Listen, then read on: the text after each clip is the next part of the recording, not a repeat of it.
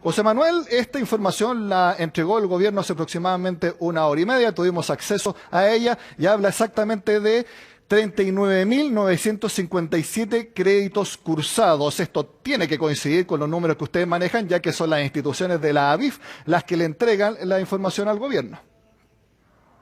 Sí, concordamos con esa cifra. Tenemos solo algunas diferencias porque cada día que pasa esto está aumentando en unas 3.000 operaciones y por lo tanto esa cifra en nuestras cifras ahora al mediodía ya sobrepasa las 40.000 cursadas. Cuando hablamos de cursadas es que los dineros están depositados en las cuentas de los clientes.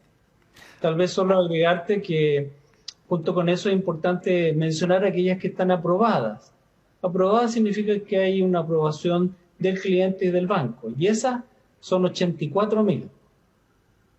Perfecto, es muy importante esa aclaración.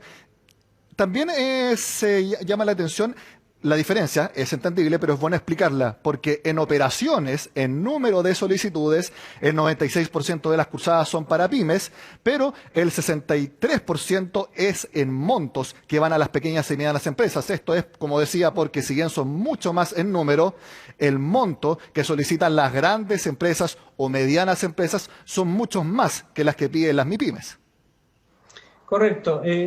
Yo creo que mirando en perspectiva lo que ha sucedido en este mes de mayo, después de un mes de abril que hubo mucho trabajo con los equipos técnicos del Ministerio de Hacienda, con la gente técnica, el administrador del FOGAPE y con el regulador bancario que se denomina Comisión del Mercado Financiero, en el cual se hicieron los reglamentos, bueno, la ley, la condición de reglamento de la operación, reglamento de licitación, de cómo el FOGAPE genera estas garantías. Bueno, el 4 de mayo partió el proceso y en 15 días hábiles se han generado este conjunto con dos énfasis. La primera son 84.000 operaciones, que yo creo que es un ritmo interesante que permite mirar en una perspectiva más global de que se está abarcando una porción importante del universo posible. Segundo, que en efecto el foco sigue siendo en números, son 97% en números, ¿no? Pero en los montos, tal como tú, Nicolás, señalas, por supuesto que ahí hay diferencia y que a medida que el programa va avanzando, un programa que dura un año, pero que la meta que todos queremos es que esto se termine principalmente en mayo y en junio, voy a decir tal vez algo de julio, pero mayo, junio, los sustantivos, es que las empresas más grandes van a ir apareciendo y esos montos van a ir por lo tanto, yéndose en perspectiva más proporcional entre las muy pequeñas y las más grandes. Y por último, mencionar que la cifra interesante que es un dato nuestro, esto no está en el informe que tú mencionas, tiene que ver con que el crédito entregado, expresado en meses de venta, el promedio para las más pequeñas es 1.8 meses de venta, casi 2. Y el promedio global está en 1.7. Estas cifras pueden ir moviéndose, pero ya expresa un modo significativo de cuál es el resultado de estos créditos. José Manuel, si bien hasta ahora las pymes son 38.382, según la información del gobierno, a las cuales se les ha cursado ya uno de estos créditos, del total elegible, la Comisión para el Mercado Financiero la cifraba en 510.000. De ese total, más siendo alguna proyección, ¿cuántas pymes están dentro de ese total y se les debiera entregar los recursos? Si se puede hacer una estimación. La cifra más global habla de que el universo de pymes, pequeñas y medianas, está del orden del 70-30%. Incluso puede ser algo más, o sea, 70% más son pequeñas y medianas. Yo diría que esos 500.000, la mitad está en Banco Estado, esto es cifras estimadas, y la mitad está en la banca privada. Y entonces, lo que tenemos por delante, yo creo que todavía es un trabajo intenso, que se expresa en dos líneas, en 2 días de camino. La primera es que se reciban solicitudes. Tú lo mencionabas al comienzo, las solicitudes recibidas están elegibles. Elegible es una palabra que significa que el deudor, el RUT que se ha solicitado, cumple con las condiciones de morosidad que la ley planteó. Y ese universo elegible que ha llegado son solo 130.000, redondeemos la cifra. Y por lo tanto, quiero decir, no hay un espacio ahí que esté pendiente de 200.000, no. El universo, lo que ha llegado son 130.000.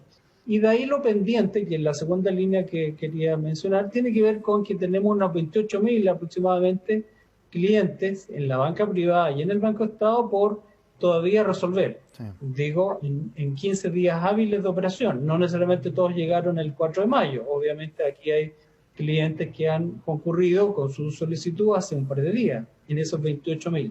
Y ahí tenemos solo una gran dificultad, entre otras, que tiene que ver con poder tener acceso a la carpeta tributaria de cada persona. Y eso significa un permiso que él debe dar, la persona, la empresa debe dar una clave y tener alguna posibilidad de que ojalá ese proceso sea más automatizado, porque hasta hoy día hemos tenido que estar tecleo a tecleo con la posibilidad de que esa información nos entregue el Servicio de Impuestos Internos.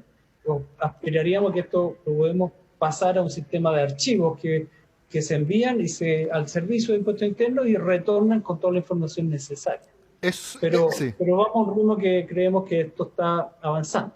Esos clientes que usted menciona, entonces, no son clientes del mismo banco, porque si fueran del mismo banco se tiene la información, se tiene los ingresos, etcétera, sino que son clientes de otros bancos que se han movido y que por lo tanto la institución tiene que hacer todo el historial y podemos anticipar que se vendrían procesos quizás más lentos por eso. No, es un buen punto el tuyo. Yo quiero aclarar eso. En general, la gran mayoría son clientes del propio banco.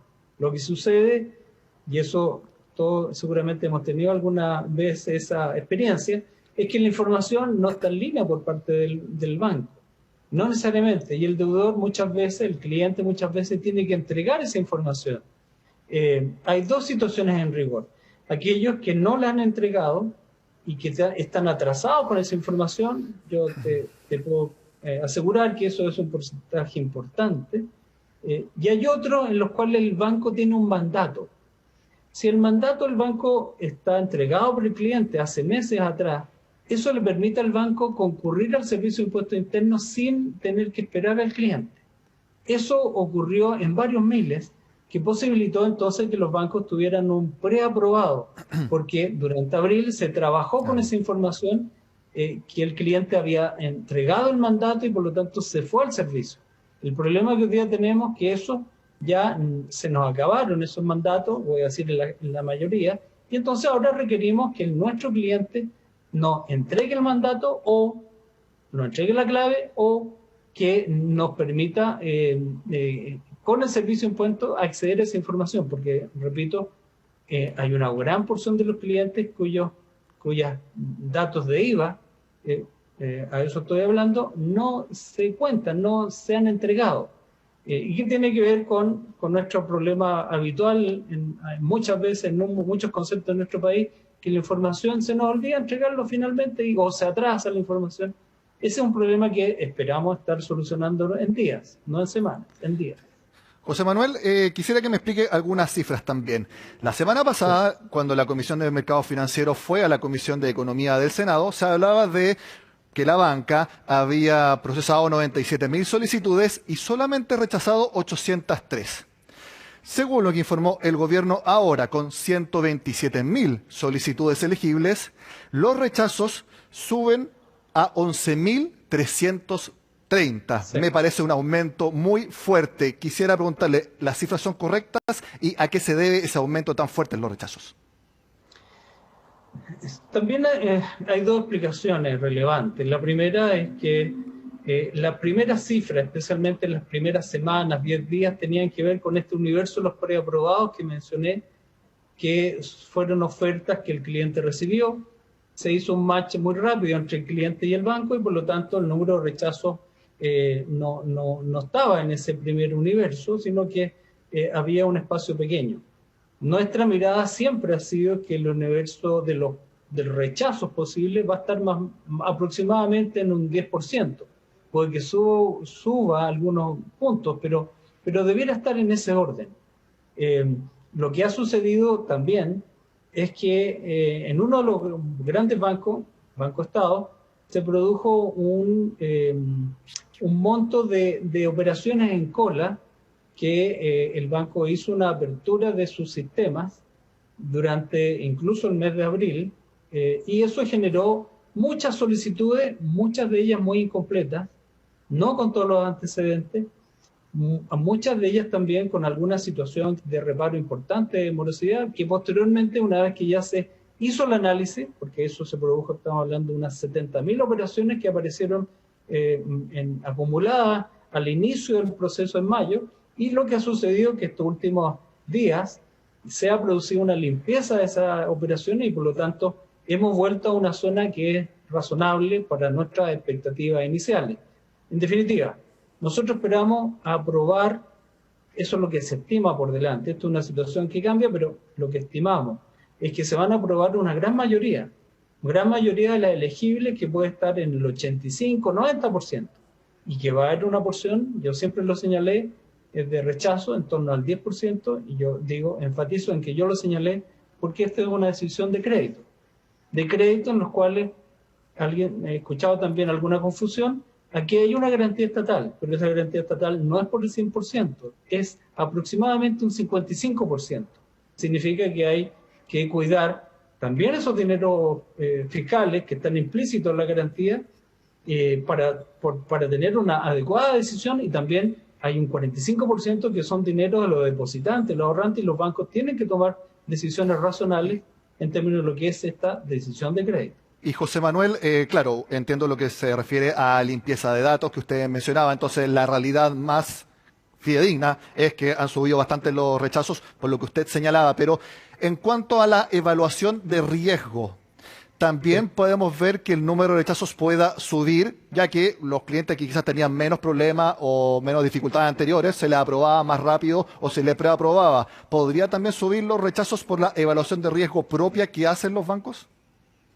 Los rechazos tienen que ser, una vez que pasa la categoría de elegibles, repito el concepto, elegible es una solicitud que ha cumplido lo que la ley plantea en términos de tiempo de morosidad. Eso es elegible.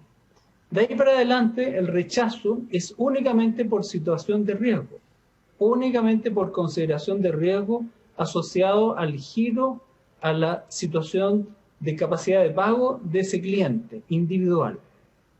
Es por eso que no es que hayan aumentado por otro concepto, es el único concepto posible una vez que el rechazo se relativiza respecto a los elegibles. Ahora, para nosotros es una situación compleja el tener que rechazar. Yo quiero enfatizar el punto. Es un cliente nuestro que seguramente nos debe, y tenemos una situación con el cliente que resolver en términos de la racionalidad de aumentar su deuda, porque en definitiva esto debe ser un pago para el stock de deuda y para el nuevo crédito. Y ahí es una situación que para los bancos ha sido siempre una decisión muy difícil, porque significa hacer una conversación franca con el cliente diciendo, mire, tal vez es el minuto de hacer una detención y que usted haga un reemprendimiento en otro aspecto, en otro rubro incluso, porque aquí hay comprometido, a lo mejor usted está avanzando hacia un compromiso incluso mayor de su patrimonio actual, que puede generar simplemente en deudas tributarias adicionales, el fisco en definitiva, o en deudas laborales, porque usted se va a estar comprometiendo con trabajadores que finalmente van a estar también en una situación que no va a poder pagarle. Esas son decisiones muy complejas. Sí quiero enfatizarte, Nicolás, que las cifras hoy día generan nuevos créditos por 5.000 millones de dólares, estoy redondeando, 5.000 millones de dólares. Esto es, tú lo mencionabas, esto va a ser varios meses, más de los 4 meses que tú mencionabas, y la referencia que hacía era a los referentes a los créditos cursados. Si uno hace la referencia a los aprobados, significan 5.000 millones de dólares, que equivale casi a 6 a 7 meses de operación para lo que era el trabajo normal en este segmento. Esos créditos no se habrían podido dar si no tuviésemos un instrumento como el que estamos hoy día operando con esta parcial garantía estatal. Y ese énfasis lo quiero señalar porque eso significan 5.000 millones de dólares que entran a la economía, que posibilitan que la gran masa de clientes de deuda en los bancos pueda tener la posibilidad de seguir operando, levantándose, generando empleo, y cumpliendo sus compromisos ante sus proveedores y también ante los bancos.